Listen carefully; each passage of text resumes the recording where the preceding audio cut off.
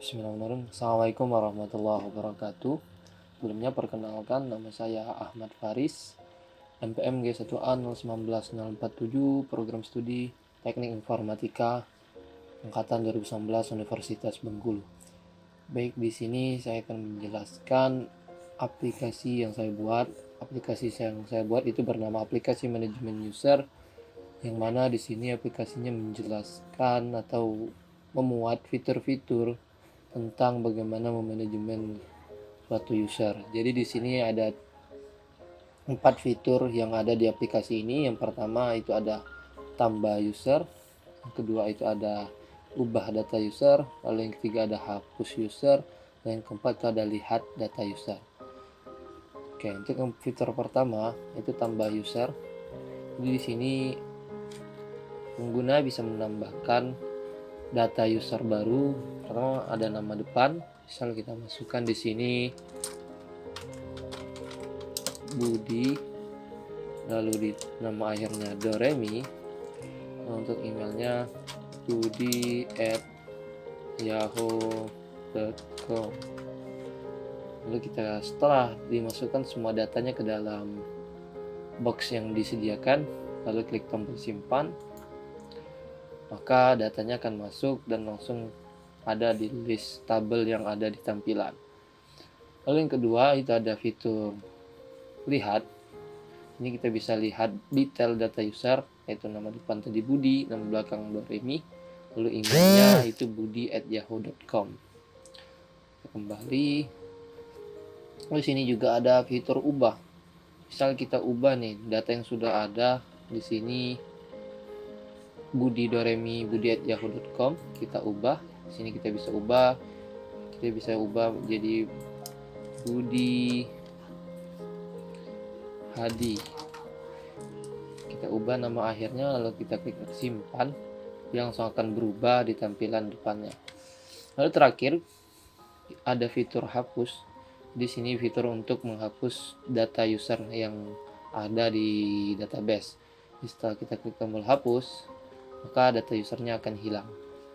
Oke, itu untuk fitur-fitur yang ada di dalam aplikasi ini. Lalu selanjutnya saya akan menjelaskan kode atau source code yang ada dalam aplikasi ini. Ini saya matikan dulu share screen-nya.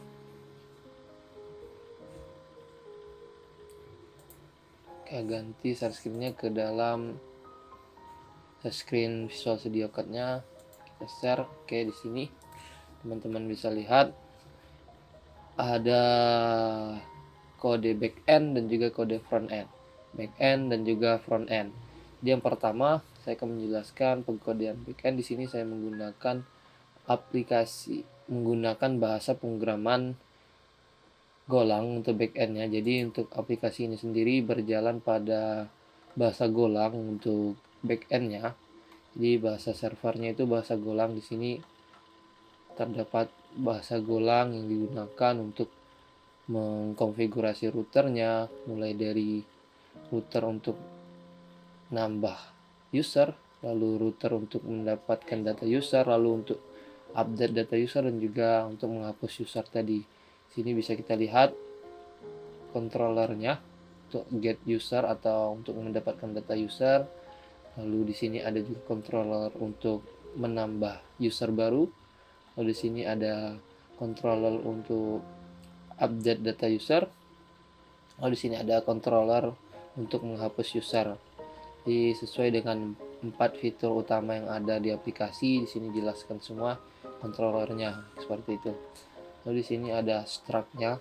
Bahasa Golang menggunakan struct untuk mendefinisikan database-nya seperti itu. Di sini saya menginisiasi database-nya menggunakan function initDB dengan database MySQL, dan juga untuk nama database-nya yaitu userdb. Cukup untuk backend-nya, untuk bagian backend-nya.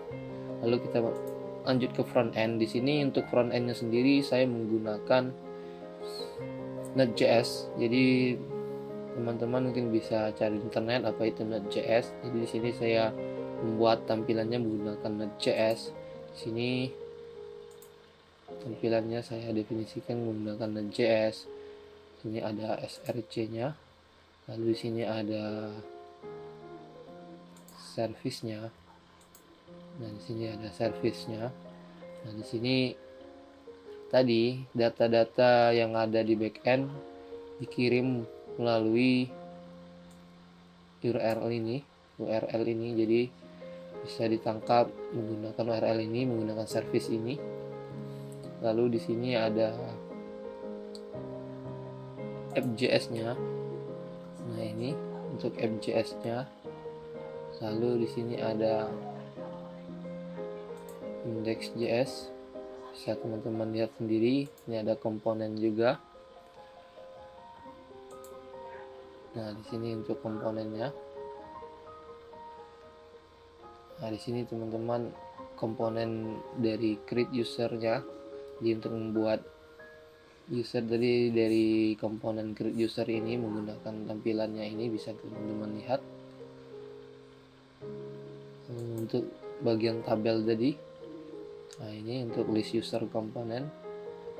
Lalu sini ada view user komponen.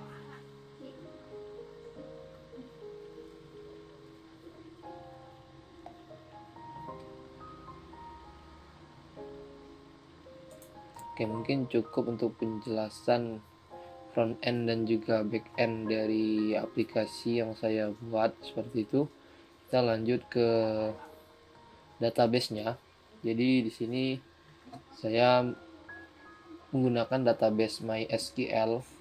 Kita ganti dulu untuk share screen-nya.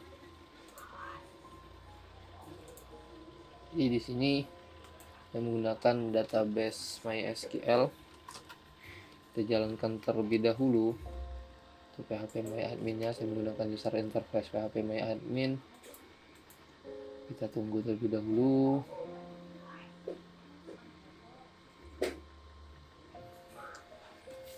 Oke, jadi nama database yang saya buat tadi yaitu userdb. Oke, ini userdb.